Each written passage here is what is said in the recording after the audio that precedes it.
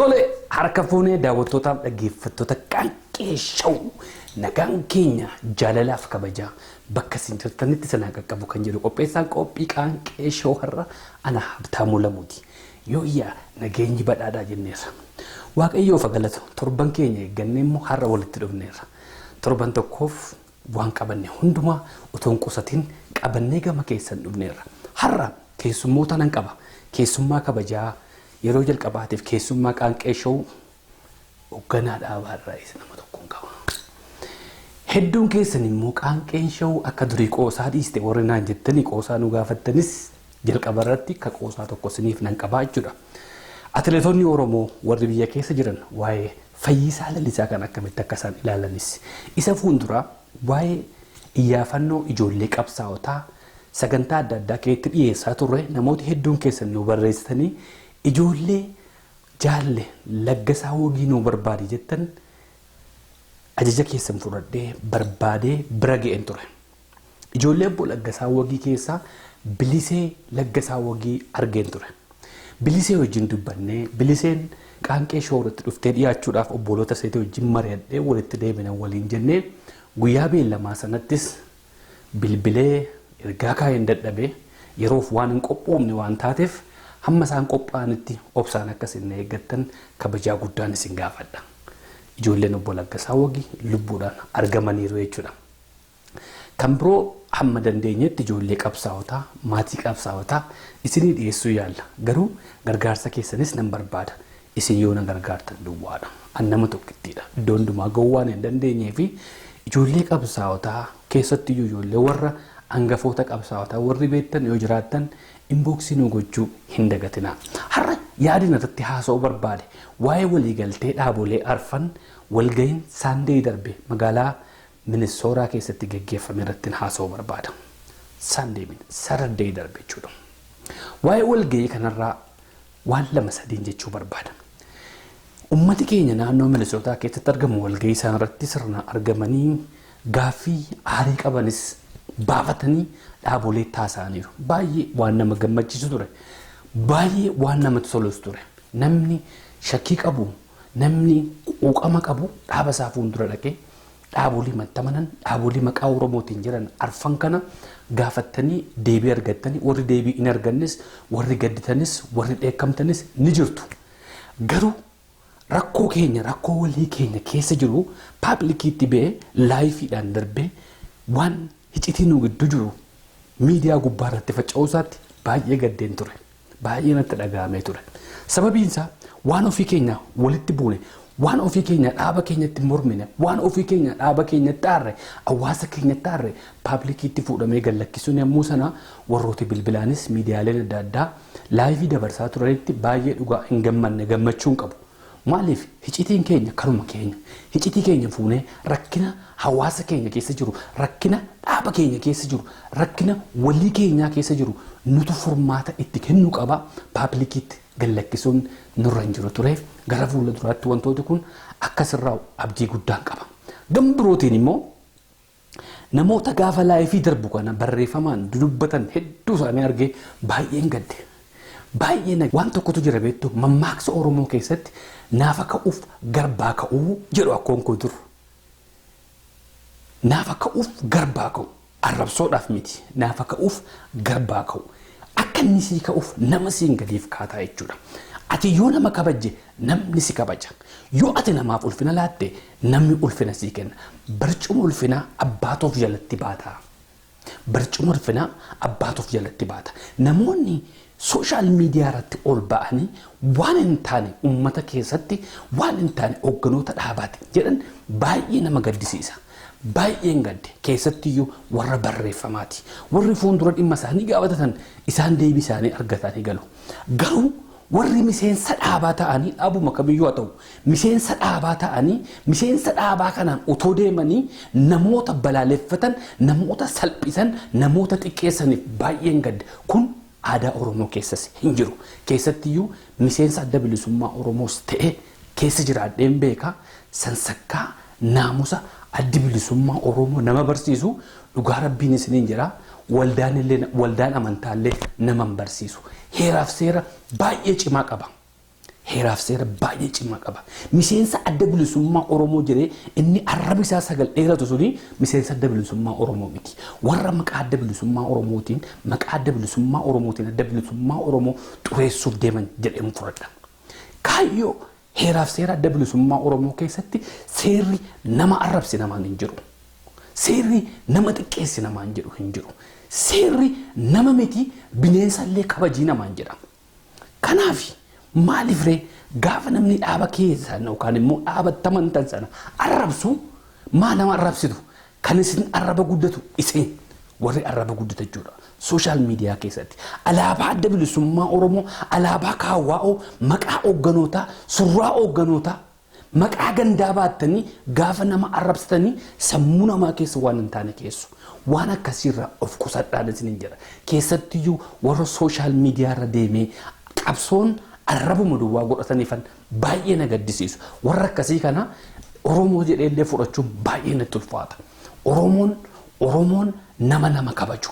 Oromoon nama mirga namaatti hin buune nama eenyummaa namaa kabajudha. Maqaa surraa adda bilisummaa Oromoo yookaan immoo hoogganaa adda bilisummaa Oromoo tokko profaayilii koo gubbaa kaa'adhee nama kaawwaa'oo tokko yoon arrabse nama kaawwaa'oo tokko immoo kaawwadhee nama ODF tokko yoon arrabse kun dhaabolee gidduutti rakkina uumuudha maleessa rakkina kana furmaata kennuufi natti hin fakkaatu. Waan tokko ani hubadhe hoogganoonni dhaaba arfanuurraa dhufanii bakka tokko ta'anii yeroo haasa'anii jaallan waliin jedhu isaan. Jaallan Obbo Caalaa bara jaallan waliin jechuun jaallawwan walii jedhanii maayikii walitti dabarsu. Isin immoo ala teessanii maqaa isaaniitiin wal arrabsitu. Yaa uummata Oromoo kana sirriitti xiinxalaa ilaala. Maqaa isaaniitiin isin wal nyaattu. Isaan garuu jaallan waliin jedhanii saanii tokkorraa ta'anii waliin nyaatanii wal cinaa ta'anii walitti oyifatanii isin fuuldura ta'anii haasa'u. Isin immoo maqaa isaaniitiin wal arrabsitu. Aadaa Oromoo keessas hin jiru. Dhaaba keessas hin jiru. Dhaabni siyaasaa nama arrabsuudhaa fi kaayyoo koo jedhee saganteeffatee jiru waan jiru natti hin fakkaatu. Kana eessaa akka fiddan hin beekon. Please. Gaafa waan akkasii kana haasa'u waan an arrabsamu seetti fakkaate tokko jabaadhu anaan miti.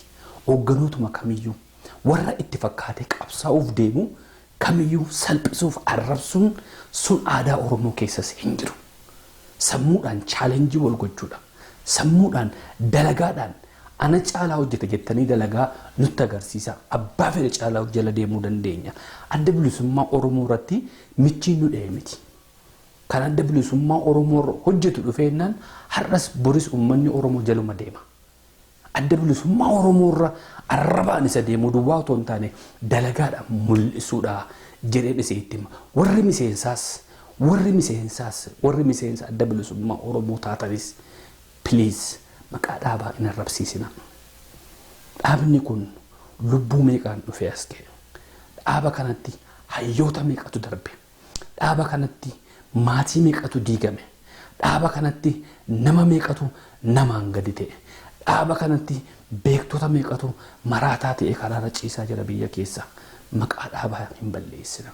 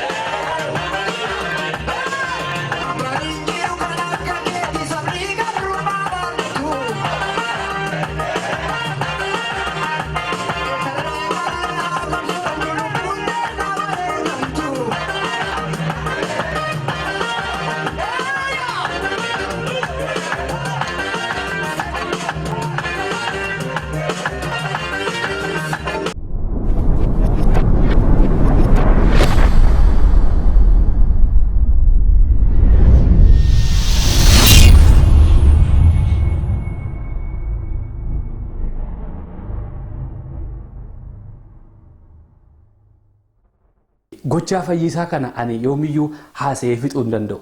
Waaqayyoon dabalee daddabalee jireenya isaa nuuf bareechuu, Waaqayyoon umurii isaa nuuf hadheeressu, fayyisaa leellisaa waa'ee dhuma isaa kana gaafa yaadu waatu sammuu koo keessa deema. Innis waan hedduu diige. Tokkoffaan warri barumsa qabnaa nutu bilisummaan uummataa harka keenya irra jiran warra jedhu godhee lafaanne.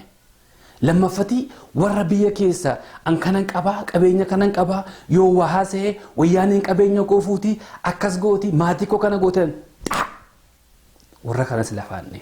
Fayyisaa Lalisaa goota jedhee waanan raawwadhu miti. Goota goototaa jedhee yoo moggaase natti tola. Fayyisaa Lalisaa har'as buris nama ittiin boonu nama baay'ee na boonse keessaa nama tokko. Kanaaf hirphaa gaanfuree wajjin sirba tokko nutis jabaa isinii jennee jirra. Sirba kanattis nu bashannanaa isinii jenna. Fayyaa ta'a.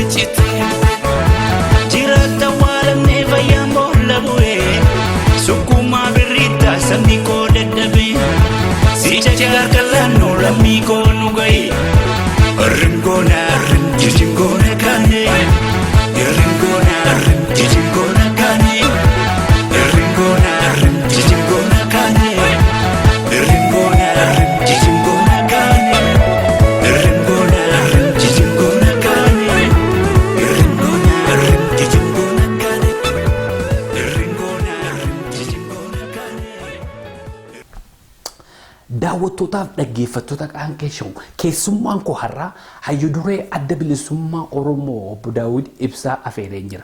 Obbo Daawudiin har'a waan itti barbaade inni guddaan gaaffiif deebii isaan baatii darbee Oromoo TV wajjin godhan biyyi keenya haala qabsoo amma geggeeffamaa jiru karaa nagaatiin uummati keenya geggeessaa jiru kana qawween yoo seene biyyi keenya gara Sooriyaatti jijjiiramte jedhamee isa kana keessaa gaaffiif deebii sa'a tokko godhame kana keessaa namni fudhatamee irratti haasa'amaa ture kanan anis uummata Oromootiif adda ba'u wanti kun waan jedhuufin Obbo Daawudiin afeeree Obbo Daawudiin qabadhee dhufeen jira.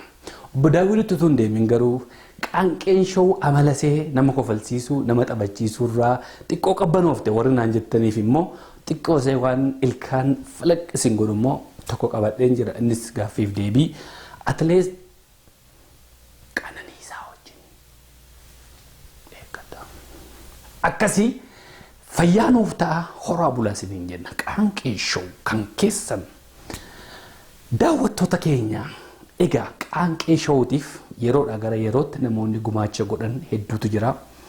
Gumaacha gaafa isiniin jedhu karaa teknikiidhaan kaameeraa nuu kennuudhaan bifa adda addaa nu jajjabeessuudhaan hedduu keessan keessaa har'as utuu hin galateeffatiin darbuu waan namoota hin barbaanne keessaa barbaade. Har'a immoo bifa addaatiin immoo viidiyoo amma na boodatti agartan kana bareechee hojjetee kan nu arge yeroo masaarraa fedhii mataa isaatiin hojjetee kan na arge Fuwaad hedduun si galateeffachuu barbaada.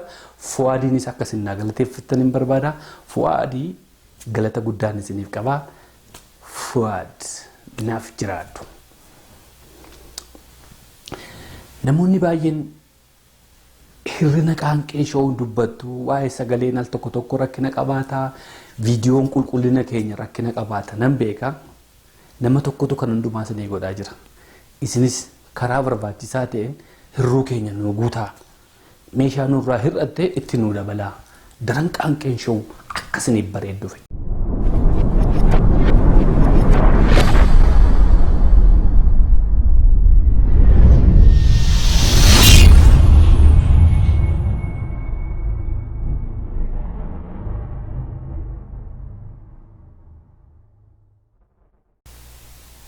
Daawwattoota keenya keessummaa tokkoon isiniif qaba. Keessummaa keenya har'aa atileetota keessaa nama tokko dubbise.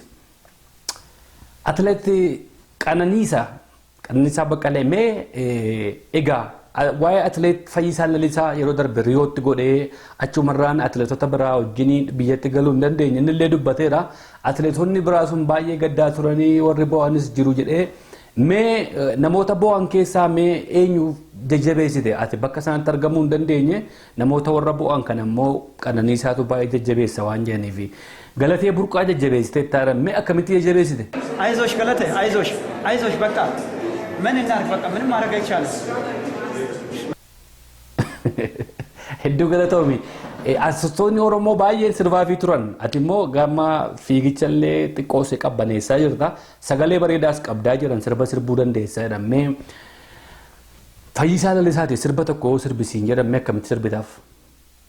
እናት ሀገር ኢትዮጵያ እናት ሀገር ኢትዮጵያ ኢትዮጵያ የኛ እና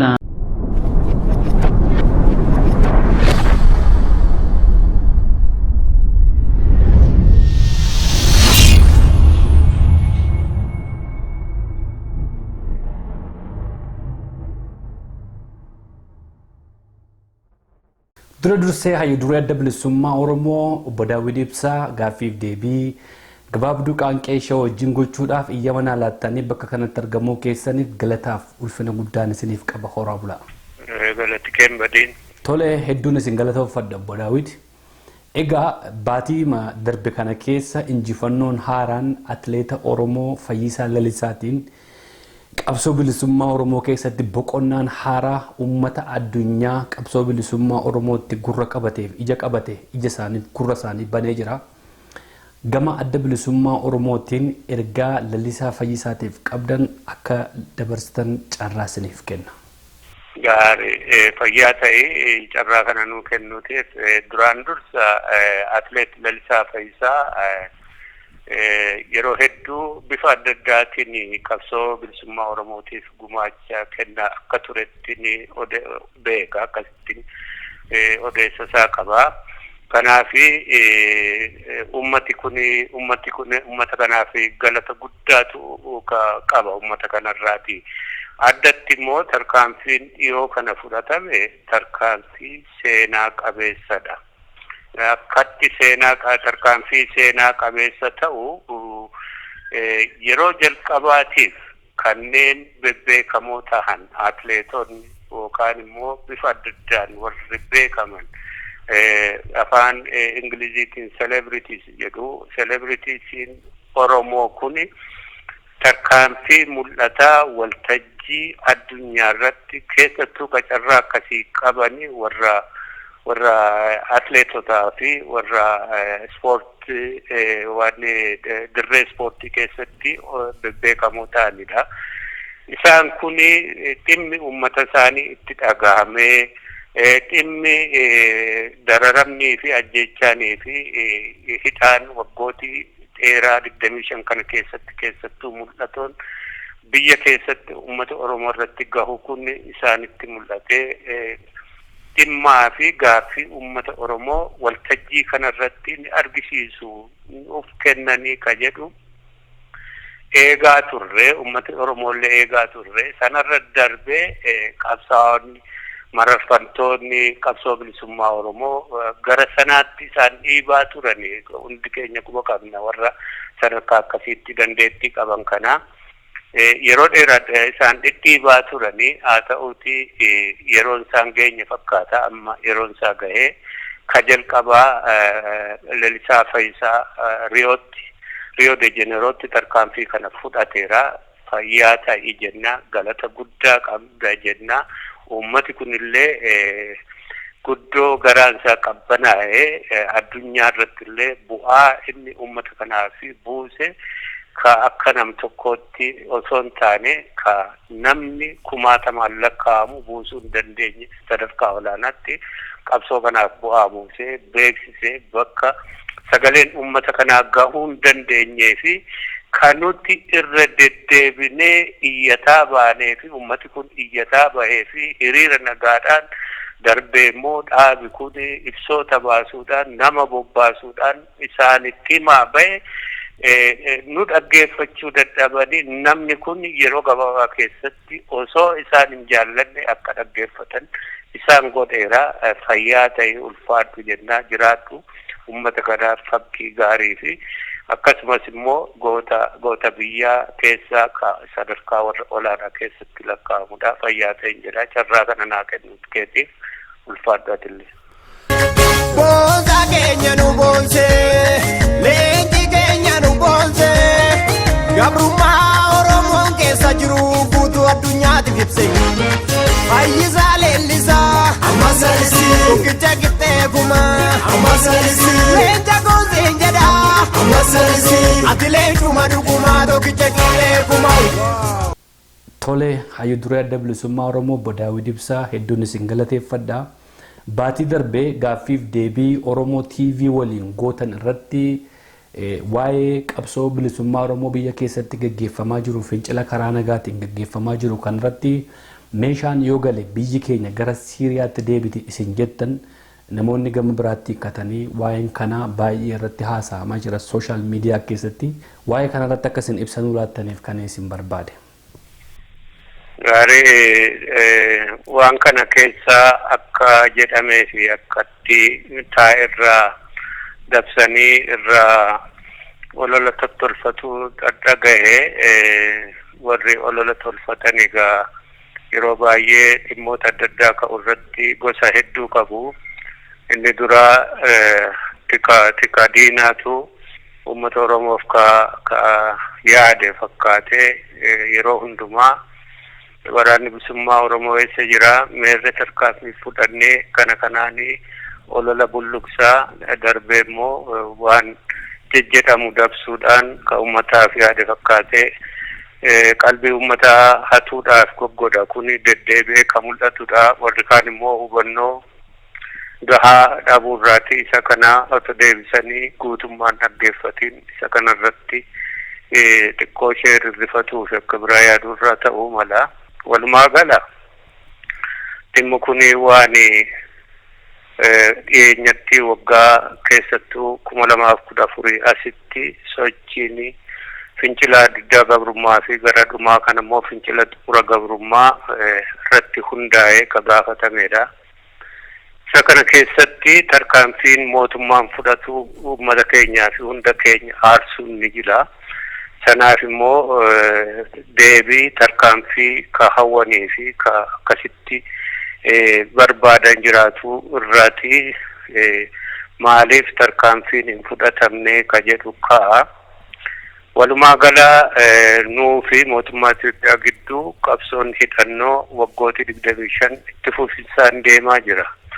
Haa ta'uutii qabsoon hidhannoo kun akka adda bilisummaa Oromoo barbaaduu fi akka ummati Oromollee barbaaduun deemaa hin jiru. Kana Qaanqee sababoota hedduu ummata Oromoof ifaadha. Dhiyeessii gahaa akkasumas immoo ummati Oromoo hidhannoo akka hin arganne shiroota mootummoota naannoo fi akkasumas addunyaa irratti akkasumas immoo mootummaa Itoophiyaa ka dursaa shiroota hojjetaman irraa hidhannoodhaan agabsamoodhaan nuti walumaa galatti waggaa 1,550 qabsoon hidhannoo humnoota waliin ginne gidduu waraana bilisummaa Oromoo adda bilisummaa Oromoo ka ijaaramee fi ka hoogganamuu fi mootummaa Itoophiyaa gidduu gaggeeffamaa jira. Kuni beekamaadha. Qabsoon hidhannoon kunis immoo wareegama hedduutiin dhiibee dhufee mootummaa Itoophiyaa fi qabsoo uummata Oromoo gidduu ka jiru haala har'a keessa jirruun kanaan nu gaheera. Galata qabu, galata guddaa saba kanaa fi uummata kanarraa ka itti cichanii haala ulfaataa keessa qabsoo kana asiin gahanii dhiibanii mootummaa Itoophiyaa amma gara ummati waliigalaa keessaa qooda fudhatee mootummaa kana ofirraa darbachuuf deemaa jiru kana keessatti. Kana keessatti 2014 as immoo akkuma jalqaba irratti tuqee fincila diddaa gabrummaa fi amma fincila xumura gabrummaatu deemaa jira. Fincila kana keessatti ummati keenya ka ummati Oromoo qabsoon ummati Oromoo waggooti 150 kana keessatti argatee hin beekne argamsiiseera. Bu'aa guddaa ittiin argameera.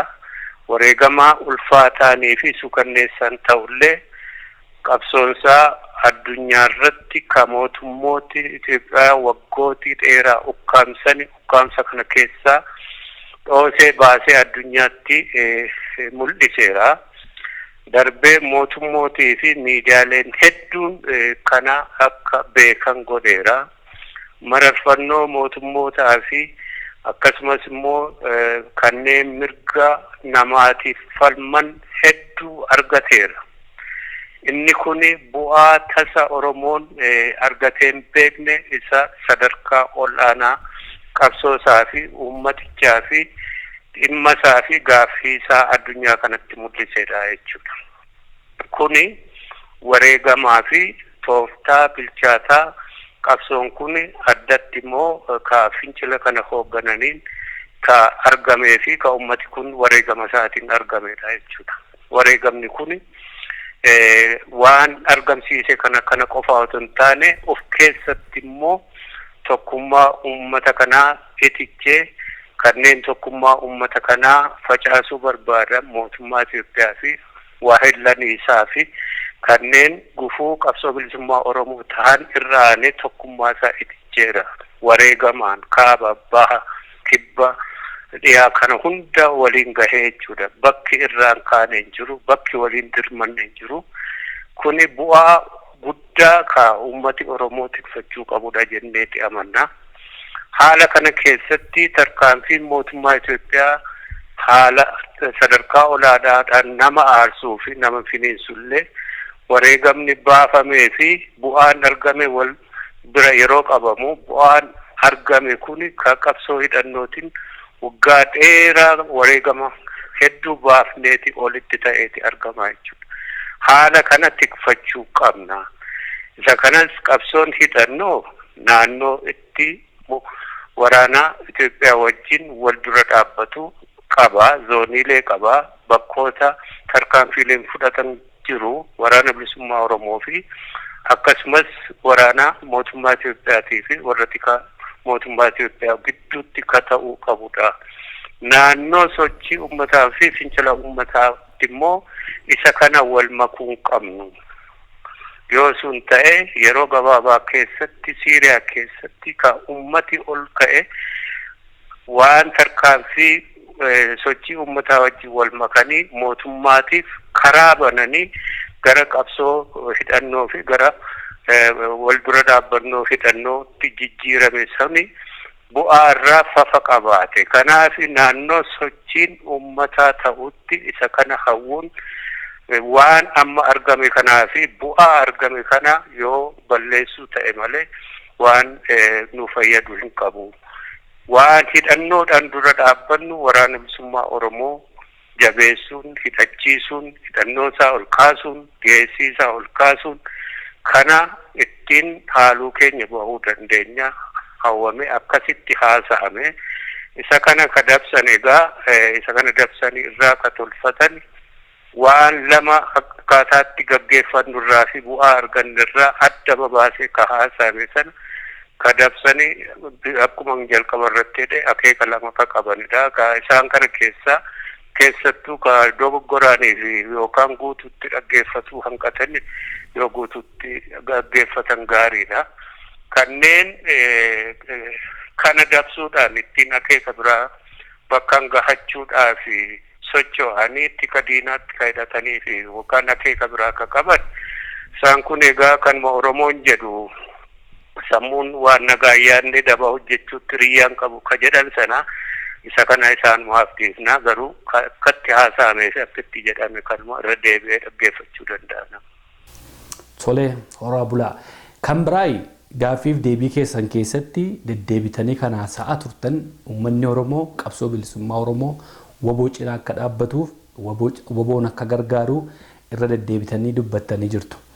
Magaalaan amma keessa jiraadhu kana keessatti yeroo 2-3 waggaatti tokkollee haa taatu adda bilisummaa Oromoofis Oromiyaa Miidiyaa Neetworkiifis yeroo maallaqa walitti qabnu kana namoonni tokko hubannoo hin qabanii Facebook irrattis iddoo adda addaattis argaa jira.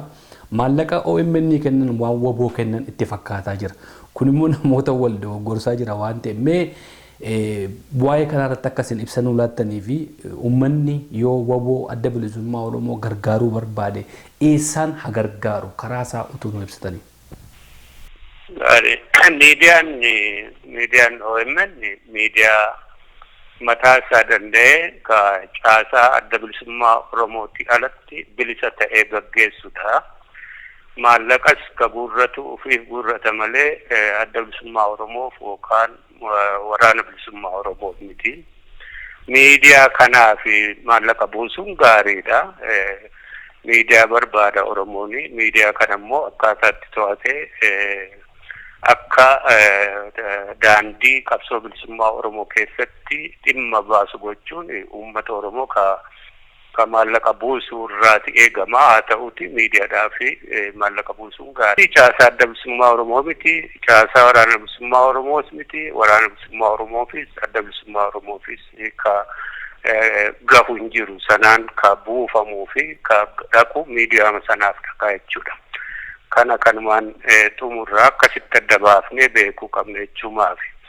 Ka waraana bilisummaa Oromootii fi caasaan keenya alaa konyaalee, kutaalee akkasumas immoo kora kutaa yeroo adda addaatti godhamu, walgahii konyaalee godhamu isaan kun hundi yeroo adda addaatti walgahii godhanii tinnisaa fi gargaarsa waraana bilisummaa Oromootiif ni kennu.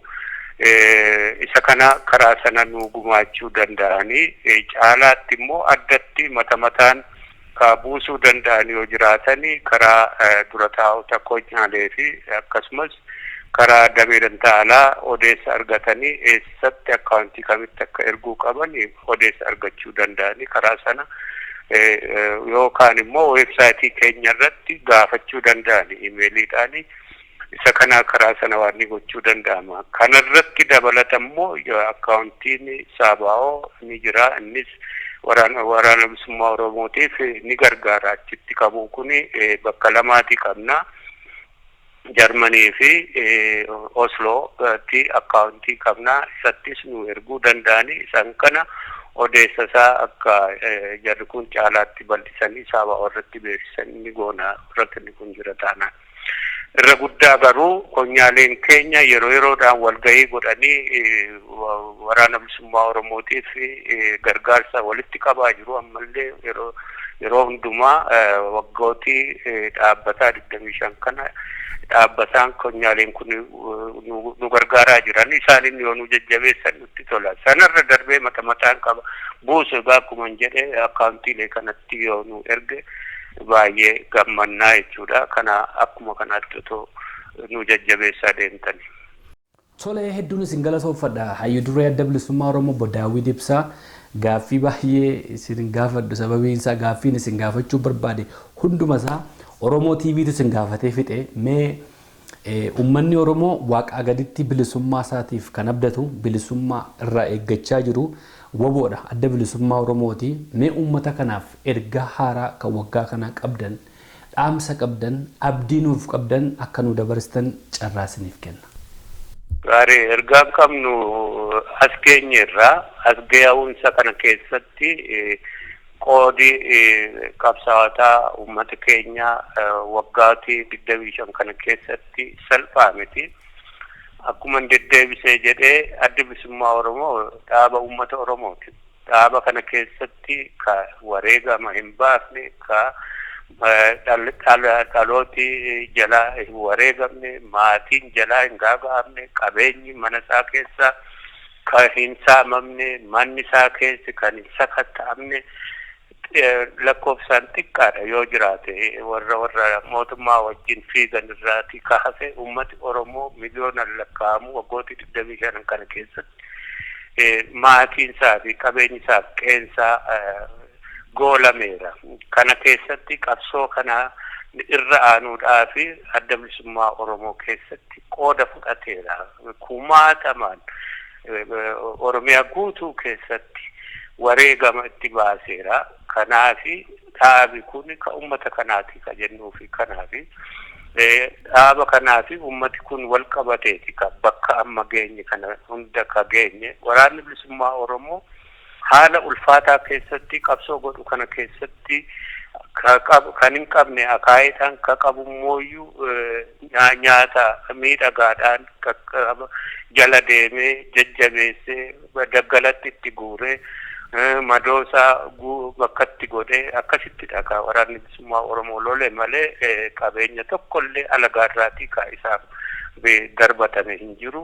Kuni akkasii darbee immoo dargaggoota keenya Oromiyaa guutuu ka haala dhiyoo kana keessatti qeerroo jechuu kooti akkasitti qabsichatti uf kennanii waggootii gara waggaa 10 ta'a 2001 jalqabaniitti jiru dargaggoonni keenya addatti bifa qabsoo kana bifa addaa godhanii hirmaannaan uummata akka jiraatu gochuu keessatti adda bilisummaa Oromoo wajjin harkaa wal qabatanii kanaafi sadarkaa kana gahee adda bilisummaa Oromoo fi uummati Oromoo ammallee uummati kun karooraa fi sagantaa adda bilisummaa Oromoo xumura sirna gabrummaa kana lafa kaa'ee kana xumurasaa godhachuudhaan harka wal qabatee qaama alaa fi keessaan socho'u ka isa maayii uf qusannaa tokko malee addatti yeroo ammaa kana keessatti ummati Oromoo qabsoo godhuun fakkii ta'ee ummatoota kaanillee kana hordofuudhaan sochii isaan godhanii ummata Oromoo wajjin ka harkaaf wal qabatee jijjiirama fiduudhaaf carraa gaarii uumamee jira. Kunis sochii naannoo Amaaraa ka harkaa jirtanidha. Sochii naannoo Koonsoo Majangar kana hundi keenya ka harkaa jirrudha. Sidaama, Benishaangul, Gambeela kun hundi ka ummati Oromoo ol kaasaa jirudha. Qabsoo isaatiin ufitti dabalaa deemaa jirudha. Kanaaf haalli kennataadha. Haala kennataa kana keessatti isa maayii humna keenya ol'aanaa irratti kuufachuudhaan xumura sirna kanaa gochuuf waggaa kana akka sochoonu dhaamsa koon gadi jabeessee hima dhaammadhaa. Dhaamsa dhaabaati. Dhaamsa uummata Oromooti kuni waggaa kana caalaa nurra turuun qabu mootummaan kun beellama kana qabanne socho'uu qabna. Ka ala jirus qabeenya isaa beekumsa isaatiin akkasumas immoo waan qabuun uummata kana bira dhaabbataa sagalee isaa ka durii caalaa addunyaa kana dhageessisaa mootummoota irrattii fi akkasumas kanneen dhimmi ilaalu irratti dhiibbaa gochuu irratti halkanii guyyaa dalaguu qaba. Qabeenya isaa qusachuun qabu.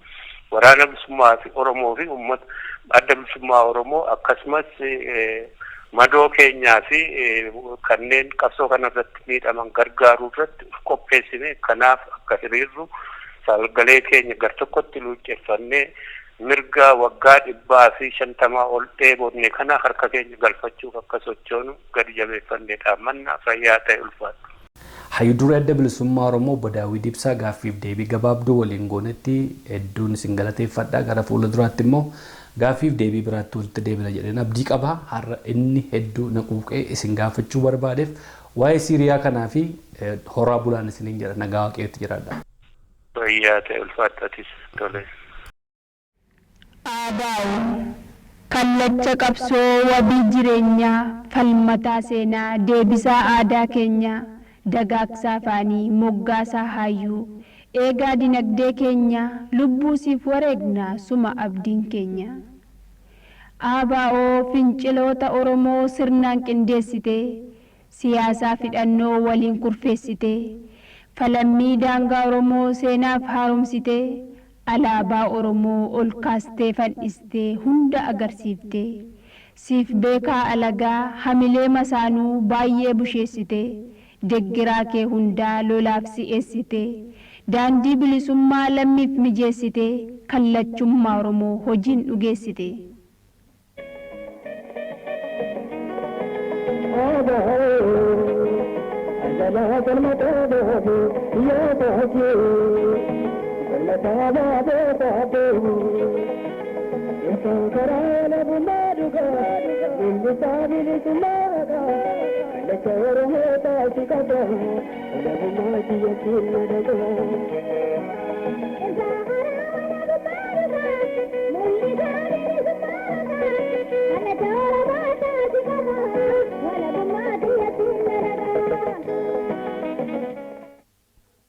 ABO beeksisaa maalummaa abdii bilisummaa jibbaa roorrisaadhaa ibsaa walabummaa tiksaa qabsoo Oromoo deebisaa tokkummaa tumsaa sagalee Oromoo kan diddaa gabrummaa diigaa kaayyoo bittaa tarkaanfii diinummaa lammii dadammaqsaa hubachiisaa eenyummaa hawwaa diimokiraasii farra olaantummaa har'as borisii abdiin Oromummaa.